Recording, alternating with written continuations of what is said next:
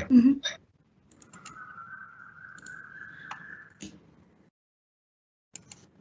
Hello, good afternoon to one and all present over here. My name is Saurav Vinod, and I'll be your host for the show.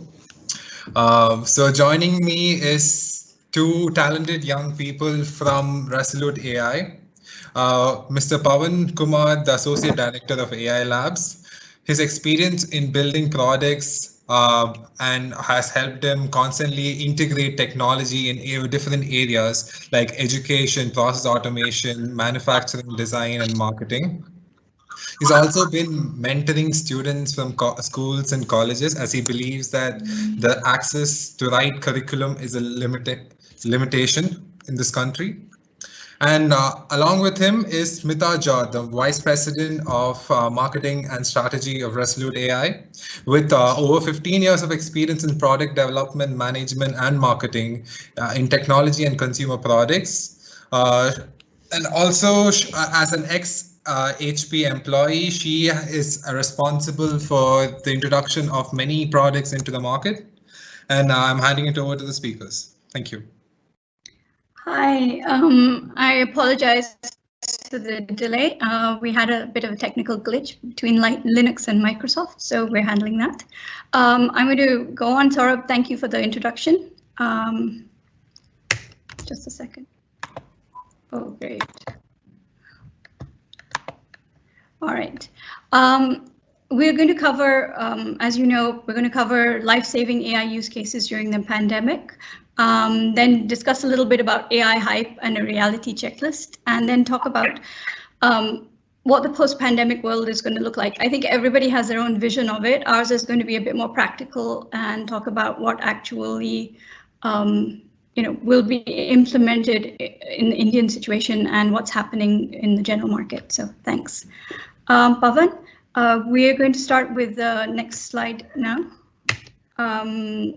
So the technology slides are starting. That's our photographs. Just a second. Those are all of our photographs. Now you know what we look like. And I'll just move through because Saurabh gave a great introduction. So artificial intelligence. Yeah, you're on audio now. Good. Hey all, good evening. My name is Pawan. So, before I start with AI, I just want to share my experience. Before I started my AI journey, whenever I look at some of the demos, they always used to show there are some set of inputs and there is some set of outputs. And you can also see on the slide that there are some set of weather inputs and it says whether it's cloudy, rainy, or sunny day. So, why do we need AI? Any software, any smart software can do the same thing, right? So I was always confused with it. So if I take you to the next slide and make you look under the hood, I'm having the next slide. I'm moving, yeah. Sorry. Yes. So if you see any smart software, how does it work? You'll agree that a smart software or any dumb software is also a bunch of different conditions wrapped in for and while loop, right? So here what we do is for specific types of input, we define the rules, how the software should work and generate an output. But when it comes to AI, in the next slide, please.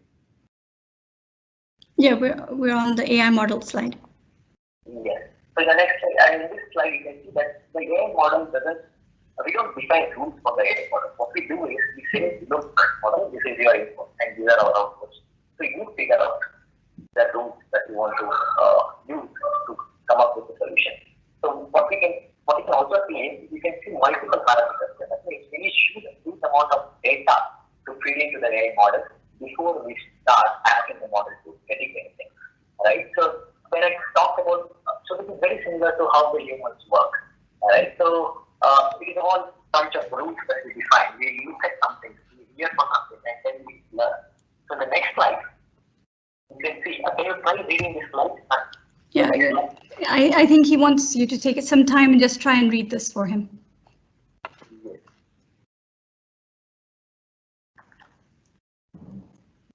So try reading the slide, and you can see that, in the next slide, you can see the sorted sentences.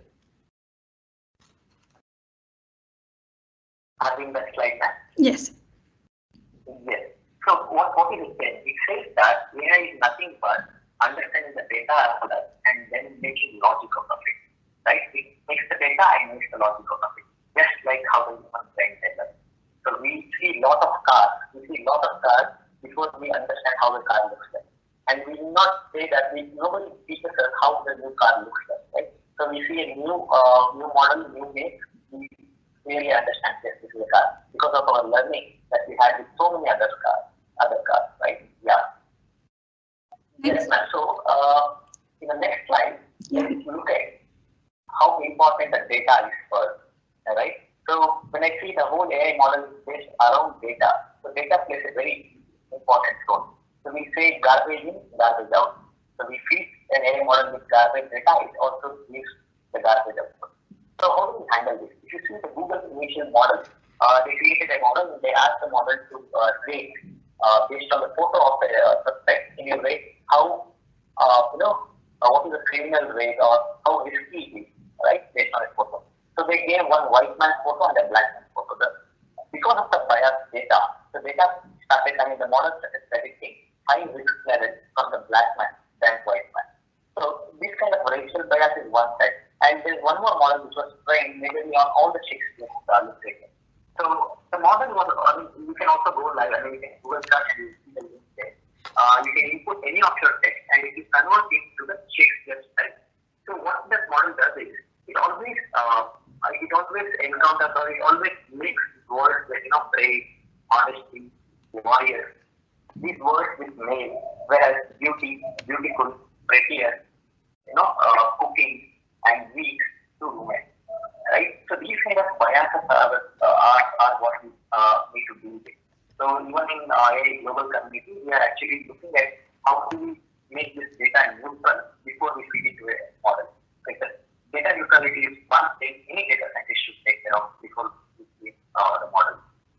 So going to the next slide, look at how AI is being used as a tool to deal with pandemic. So we all have seen so many news articles coming, and WhatsApp messages flooding our phone, saying AI is doing that, this, that. So what exactly is AI doing? So not to take you too deep into things, I just brief how every innovation that has come up is working. Yes, ma'am. Next slide. Yeah. We're on track and forecast. Yeah. Is that okay? Yeah, great. Thank you. Yeah.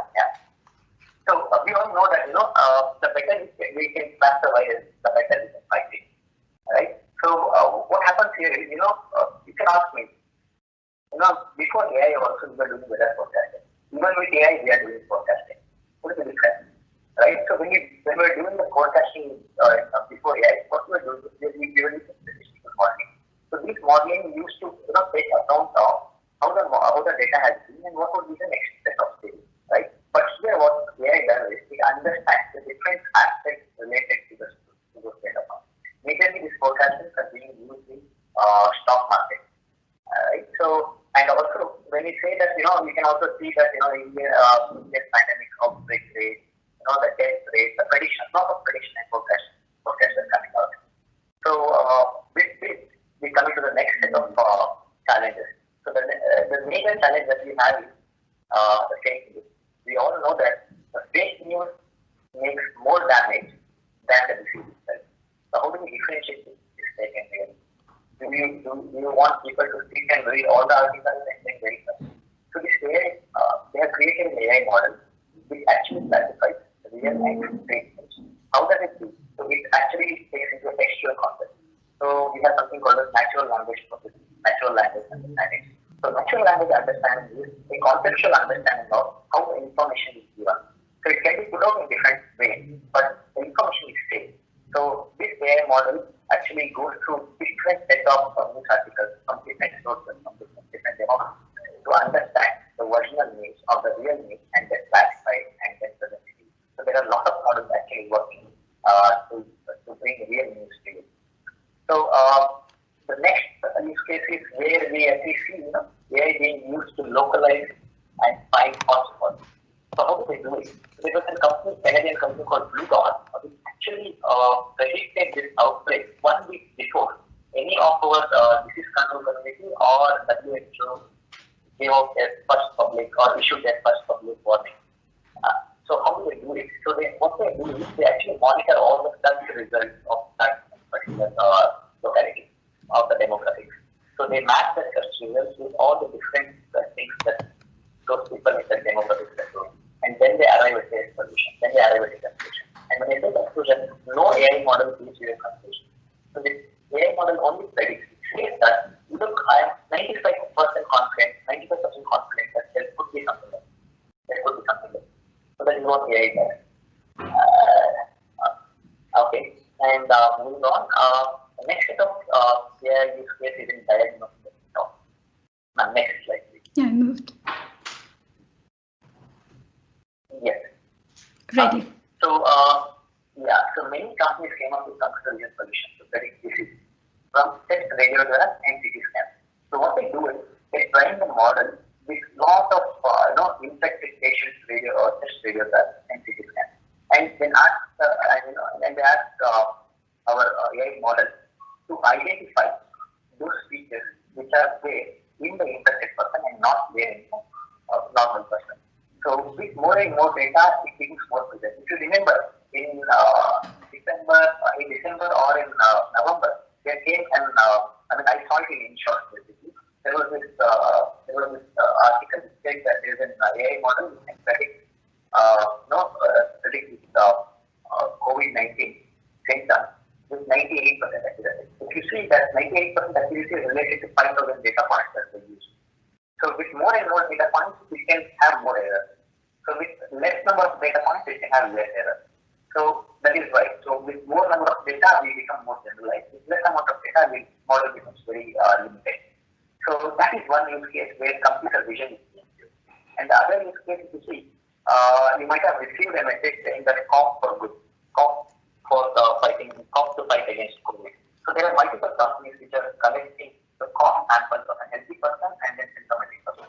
So what they do is they use this signal, they use the waves of the cough to understand and also to map the symptoms that you basically you enter all your details and then you cough. And then what it does is it attaches your cough waves with your symptoms and understand whether this person, because you also tell that whether you are tested COVID or not, But you see, you are giving the symptoms that are being put with the cough, and also you are giving the output, that is whether you are diagnosed for the disease or not. So two things, and they are asking the AI with all this data to come up with a formula or come up with a relation how these two are related, right? So that is what they are doing, and we haven't seen any results out from them. So we are hoping to see something soon. So in the next slide. Ready. Yes. In the next slide, you can see that we are seeing a lot of robots which are being utilized to fight against COVID-19. So the two major use cases. One is in sterilizing aspect, and another one is in medical emergency delivery. So in sterilizing part, you can see that, right? So most of our health workers, along with the the housekeepers, they are actually getting this virus, not because they are directly involved in treating the patient, but because they were using the same places or using the same things they were used earlier. So how do we avoid this? So we have, one of the company named, there are a lot of companies that are coming up with the robots. So and also the AIDS hospitals, right? The All Age Medical Sciences, and also also using two robots in their Delhi and Gujarat facility, and also Tega Drone, a company from USA, actually not from USA. So this drone company is actually building the drones based on the AI technology to deliver the medical. It could be organ transplantations, or it can be simple medical services. What I want to stress and put focus here is not the whole drone, not the whole robot are built around AI. They're using AI to enable themselves to make some complex tasks. Right? So it could be computer vision, it could be text processing, saying that you can go to the robot and say that, show me the way to bath, show me the way to wash, whatever it is, right? So they do that. So that is how they're enabled with smart technology. Yes, ma'am. Next slide. Ready. Yes. So I'm pretty sure you all have gone through one of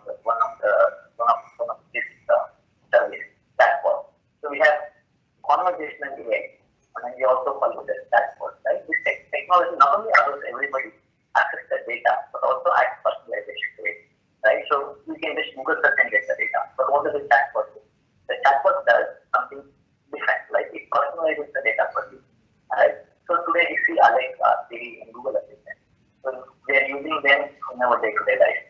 And you can see two chatbots. One is from WHO being released for the COVID-19 information, and other one is from Government of India. Right? So what do? They use a subdomain of AI called which deals with textual data, as I mentioned earlier, with natural language understanding. Right?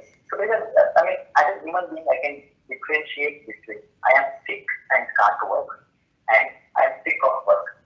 As a human being, we can differentiate, but as a machine, we can't differentiate. Actually, it was not able to differentiate earlier. So if you remember, before 5 years or 6 years, when Google searching, if you were changing keywords, it was not changing the search result, because Google results were based on the keywords that you are input. Today, if you change the keyword, the results also change, because today it works on semantics. It understands how the whole sentence is made and what is the user is trying to understand, trying to ask for. Right? So we are seeing some good development in text processing and understanding the language part, because the whole world, I mean, we have so much of textual data around us, be it from news articles to research articles to poetry to literature. We have so many things around us. But the only problem is those are unstructured. If you see even today in the chatbot, if you are interacted with the WhatsApp chat, right, WhatsApp chatbot that we had from the Government of India, so it was actually asking you to type 1, 2, 3, 1, 2, 3, right? So it is like you can also make it with simple intelligence. But if you ask something to type something, even then it would reply. That is where the natural language understanding comes. Yes, next slide. So this is one of the interesting, another interesting use case of AI using computer vision. So today we can see that in between we have started implementing it in large scale, that everybody who is passing should wear a personal protective equipment, be it the mask or be it the mask or gloves or anything. So we have computer vision enabled systems which are taking care of these things, and also to maintain social distance, which is going to be a big thing after this pandemic. Yes, ma'am. Next slide. Ready. Yes. So this is one of the very interesting topics. Any drug development takes around 3 to 5 years to come up with a vaccine. So any drug development takes 3 to 5 years. So which includes very detailed phases like understanding the virus, doing the literature survey, taking the combination of different drugs and evaluation. So, but this pandemic actually put us in such a situation where we don't have luxury of time. We have to come up with something very quick. We just imagine the stress that a researcher has to go through, because he has to read through so many articles to understand the structure of the virus, and at least to understand the history of the virus, the genome background, and then come up with a drug, test so many drugs. So this has been everywhere. These researchers are being helped with the AI tool. What is the AI tool here? So AI is actually helping researchers to go through tons and tons of articles, research papers, and come up with summaries. So I can say the extract. So we have something called name entity recognition with NLP. So what it does is it identifies the major keywords that are being used and the context in which that is used, and all the related topics that are around it are being mapped. So it makes something like a word map. So it understands this word is being linked to this in different aspects, and it can be used to arrive at this conclusion. So these tools are being used by AI researchers to come up with, to at least to understand or derive useful information from a whole lot of textual data or accessible data. The other use case, you can see the major of the companies, even Microsoft, is being involved in different phases of drug development. So initially, output, right? So there is a kind of virus that we have, which has a different type of RNA or DNA and there is no structure, right? And there is a vaccine which actually tackles, and there is an antibody which is generated in our body, inside our body to tackle this virus. If you see these three things have to be related in such a way that we call vaccine. So vaccine is connecting these things. So what is the AI model doing? It is understanding how the virus patterns and for what virus pattern or chemical structure or composition of drugs, and then how the antibodies are generated. So with huge amount of data being fed to AI model, now it is able to understand the relationship between these and come up with a solution. Some of it are at least managed to understand the relation. And now that you give COVID-19 details, it is actually predicting new types of drugs. So it is being used and researchers are testing it. That is what is actually fast-tracking most of development companies' work. So maybe with all this, I think AI is being used as an effective tool in fighting this. And coming days is going to take a lot with us. The way we work, the way we see the world, the way we interact, a lot of things. And I think more interesting facts on that will be shared by my colleague Nithanan. Thank you, Pawan. Okay, so we're going to move on to AI hype. You must have heard a lot of it. Grandmasters in chess are being defeated by computers. That's a pretty old one. Radiologists will be replaced by AI systems. The machine will take over all of our jobs. We will either be on permanent vacation or we will be permanently unemployed. So it's either an optimistic future or a dark future, depending on how you feel about it. So there's a lot of change in AI that has happened, but there's a lot of hype and fear behind it as well. So I think as people in this current age of technology, you sort of have to understand what is possible and what isn't. So the reality check is that currently the predecessor to AI, or the current, I guess, the big brother of AI is big data. Without big data, you don't have AI. And without fast processors, you don't have AI. So 60 to 85% of all big data strategies have failed due to a combination of challenges.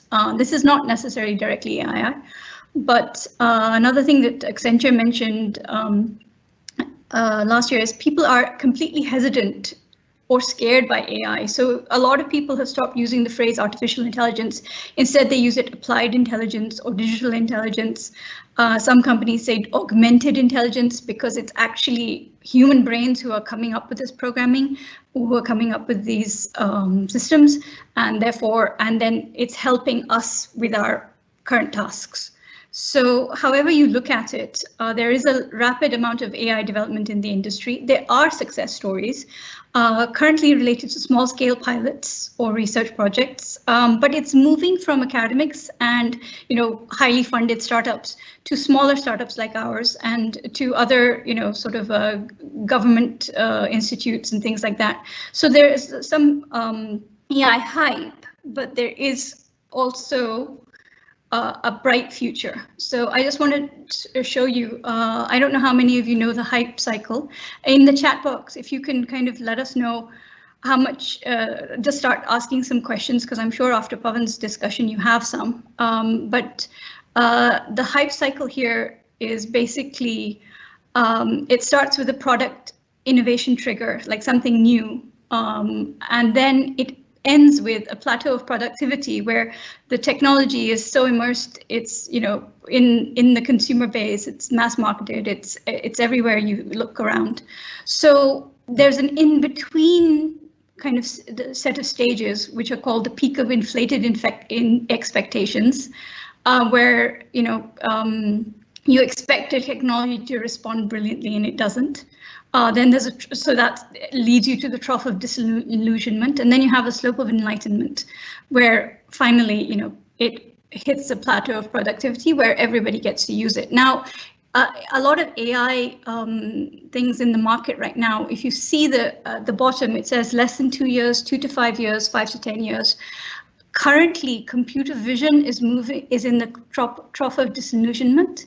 Speech recognition, like Alexa, is heading towards the plateau of productivity. So any interactions you have with Alexa or Google, you'll see they're improving, and it captures a lot of what you say, but it's not actually perfect yet.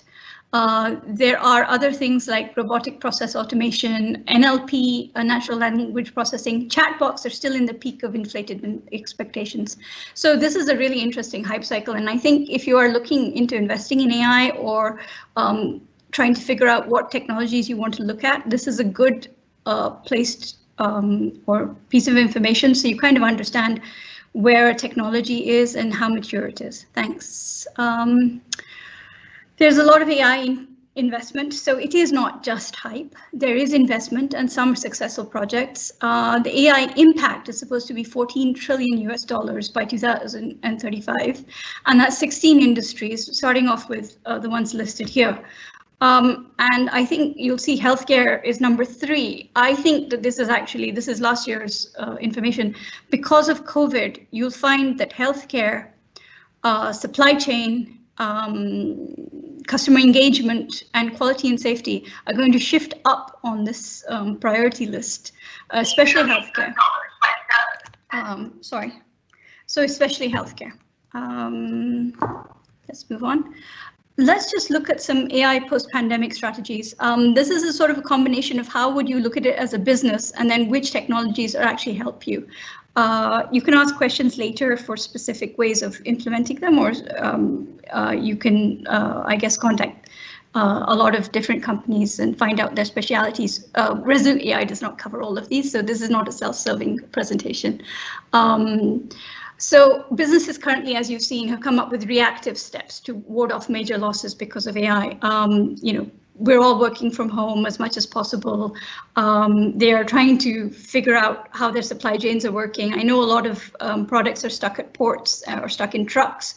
So they're not moving around the company thing freely, but trying to figure out new supply chain or figuring out new sources is what businesses are involved with right now. Reducing employee workload sometimes also translates to, unfortunately, reducing employees, so that helps with cutting costs. And then applying for government support applies in a lot of other countries where there is more of a social benefit aspect. So people in many countries are given social service wages and things like that.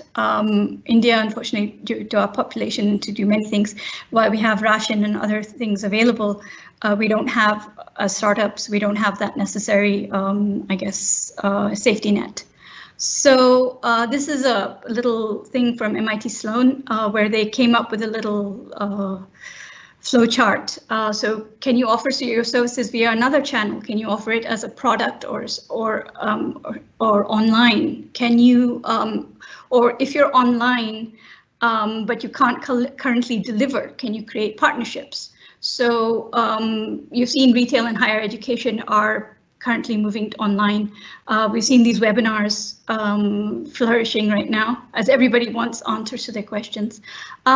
Now, can you also use your current infrastructure to produce other products? So you've seen a lot of perfume companies or other companies making hand sanitizer, or you've seen garment companies making face masks. So, or just like 3D printing companies actually printing PPE equipment. So there's a lot of ways of handling it, but I think the main are that, can you find another channel, or can you change your product in some form to address a new crisis?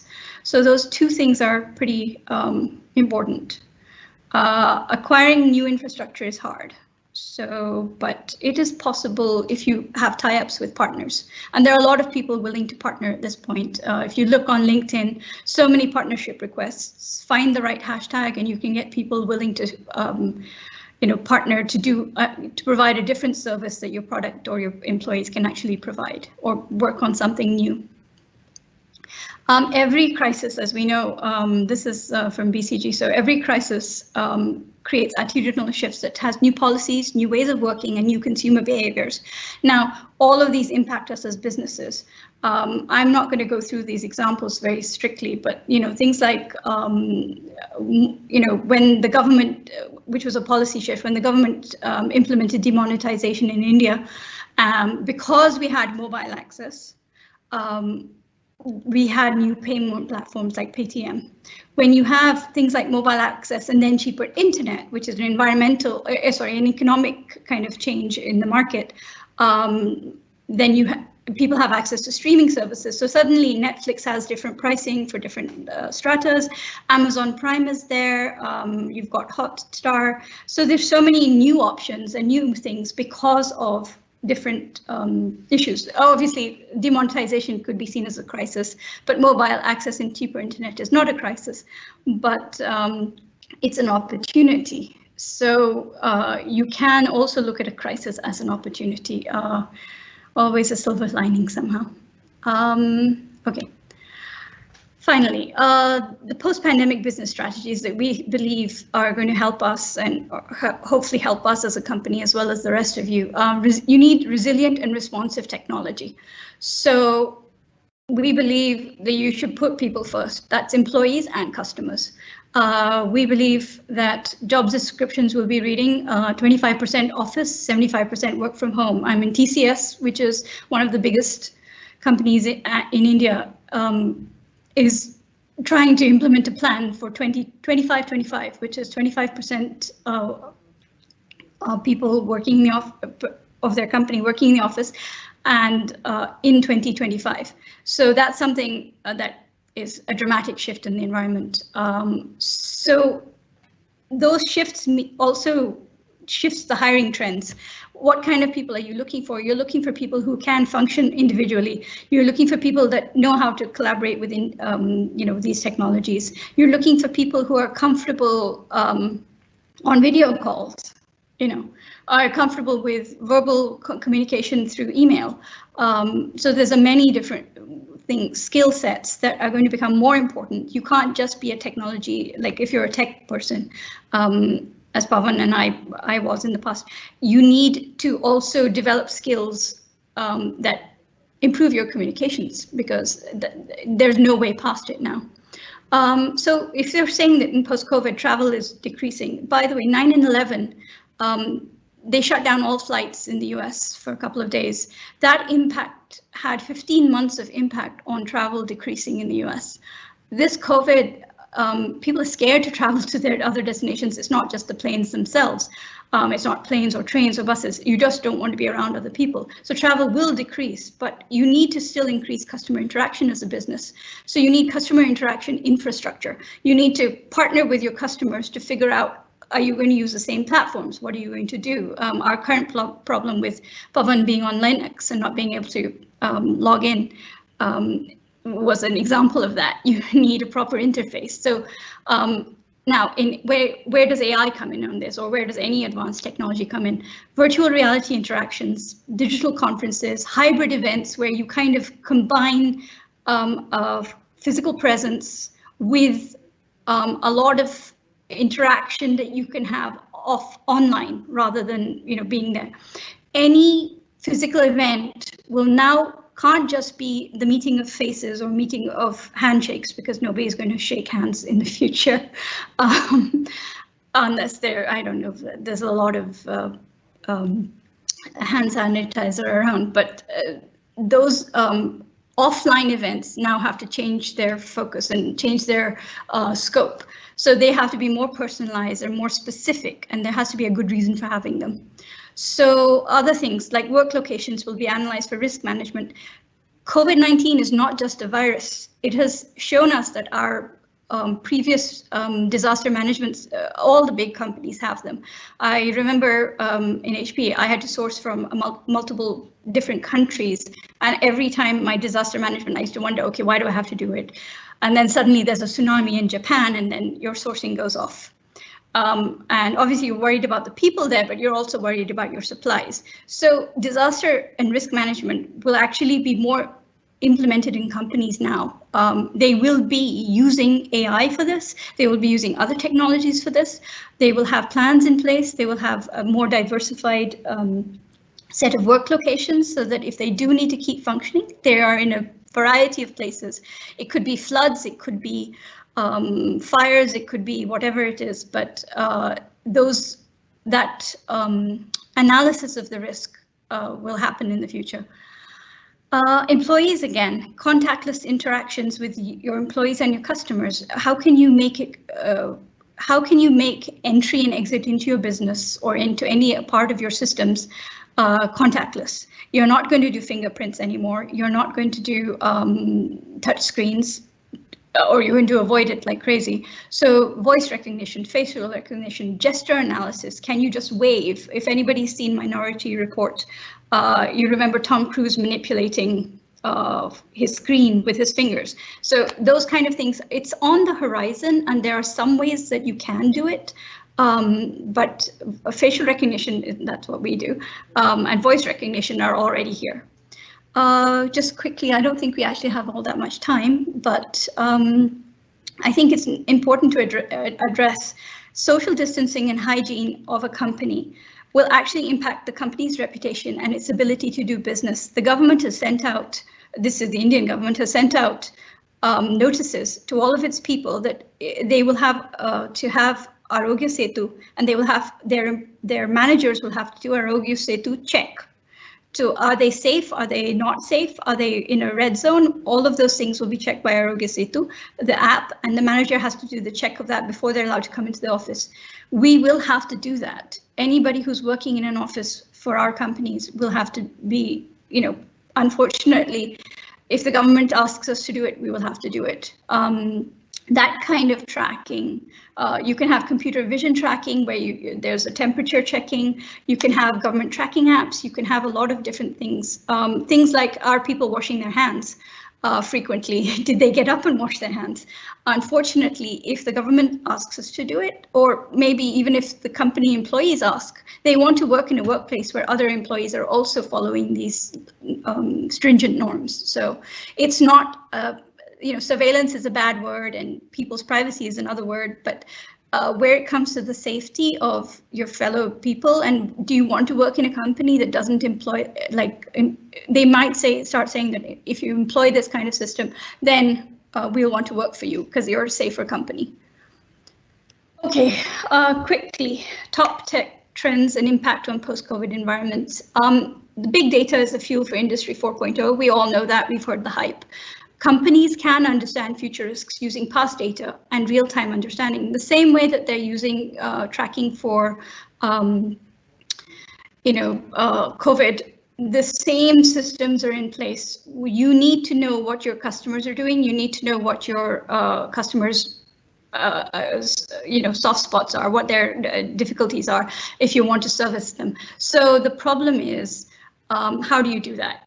You want to not just track your performance, but you want to understand your real-time understanding of all your channels and partners, which means that things like NLP that Pavan was talking about, where you understand the environment, you track the internet, you understand people's newsletters, you know what's going on around you.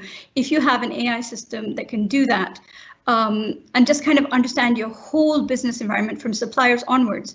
If there's an earthquake in some place that's nearby your supply chain, your AI system should be alerting you. It should be telling you that, hey, you need to have another supply chain, or you need to reactivate an old partner or a current partner and ask them for next month's to increase the next month's amount of product. So those kind of things AI can do just by watching the internet. There's so much stuff there. A lot of it is freely available. Just news information about weather reports and things like that can be very valuable to you as a company. Things like riots in certain parts of Delhi, that means that 20% of your staff is not able to make it across the border, those kind of things.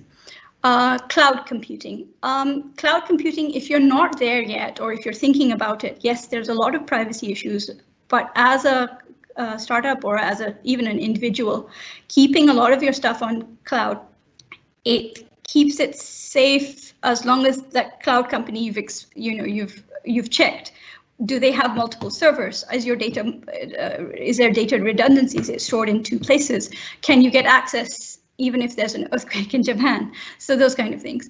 Those are the things that you need to kind of check. But having cloud computing means that you can upgrade or downgrade depending on your costs. If you need to retrench, then your costs depend on what you're spending. So then you have a lot more flexibility to handle your costs. So like I said before, resiliency and responsiveness. Back to edge computing. as you know, you've got machines and automation. Pavan gave examples of those robots, and I gave an NLP example as well, where you can track your customers in your supply chain. So you're not just physically, you can't, AI and robotics and all of those Industry 4.0 things, they don't just physically help you, they can also emotionally help your relationships with your customers. If you know that your customer has had an issue with some plant, then if you have services that you can offer them, or even support that you can offer them preemptively before they ask you for it, that builds your relationship with your customer. And finally, if you have an Internet of Things product, or if you have a product where you have that kind of interaction with your customer, you know a lot more about your customer. Obviously, there's data privacy issues, but you know so much about your customer that you can protect. You can kind of like, before they know they need something, you can actually give it to them. So there's a lot of technologies that are in the future, and the reason I'm relating them to COVID is that the environment is now not just about cost cutting. It's about having multiple sources, having redundancy, and being able to kind of manage your costs. So I think this slide is, I'll go through pretty quickly. I covered a lot of those points. So hybrid events, I said you'll have digital and services events combined.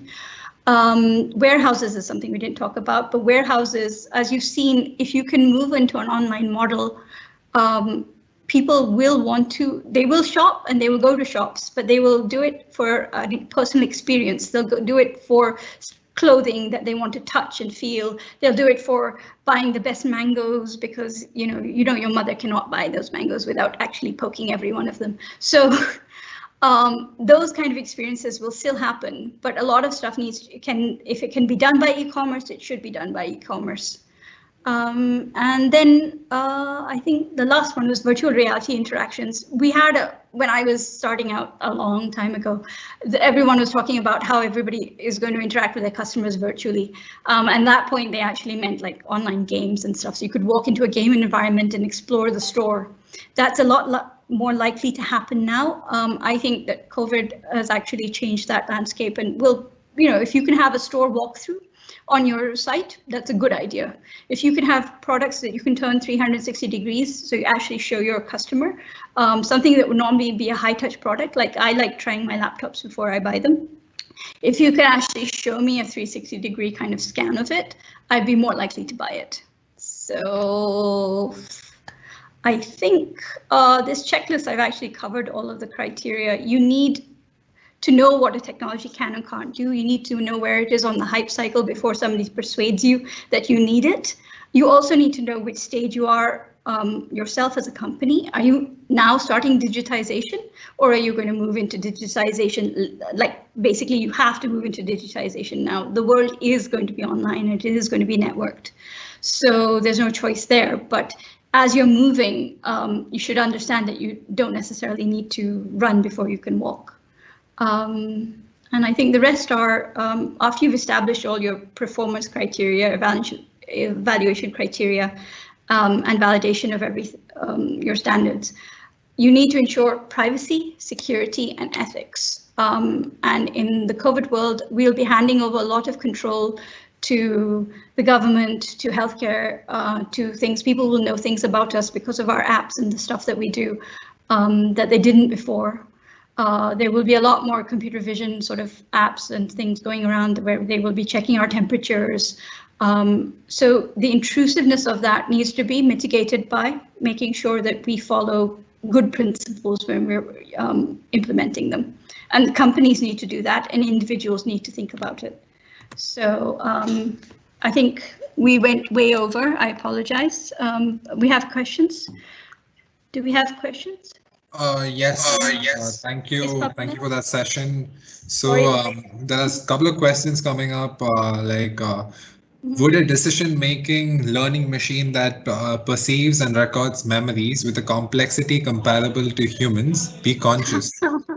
Okay. Would it? Oh, now you're asking me. Oh, I'm a sci-fi fan, so I believe that that is pretty far out right now. I think that we are not just about memories. We are about that innate emotional response to it. I think that's a speculative answer. Eventually, if you watch Blade Runner, then yes, why couldn't androids, dream or sleep or whatever, be like us, fall in love? But right now, it's not there. Even as much processing power as you have, Pavan, I don't really think that it's something that is going to happen in the near future, and I think it's actually, sadly, a very distant thing. There's a lot of things about being human. Consciousness in terms of responding to things and impacting the world around it, sure. But consciousness in terms of emotion, which is what I associate with humanity, I think that's too far out to say. It's like, do you believe in aliens? They could be there. It could happen. All right, one last question. So what do you think are the new jobs that will emerge because of AI? Pavan, do you want to give some? Hello? Yeah, so there was feedback that I was not clear. Let me speak very slowly. So when computers came in, right? So there was a same fear which was going around, that computers are going to take up jobs. So when AI is here now, the same kind of fear is around. So AI might replace some of the existing jobs, but with an opportunity for some new different kinds of jobs. Handling data, to making the model, to implementing it. There are different sections which work with AI, and I think there's huge opportunity for everyone to get a place or use their innovativeness and creativity to get a job here. Yeah, I agree with Pavan. I think that the jobs that will be created in AI or in any, actually in the whole industry, because it's not AI will impact a lot of industries, in fact, all of them. I think the ones that will have the most impact, it will be the repetitive jobs and the ones where you don't necessarily want a human being to do it in the first place. You do not want people cleaning sewers. You do not necessarily, so there's a lot of dirty jobs that AI can, or not just AI, robotics, or whatever automation you want to call it, can solve those jobs problems. Yes, Pavan is right. He used the words innovative and creative. Education will be paramount. And I think the kind of education, I have a 11-year-old daughter, and I'm always trying to figure out what am I supposed to be preparing her for? And I think the 2 or 3 things is I'm preparing her to be a human who is resilient and responsive. So somebody who can adapt to new situations, who has problem-solving skills.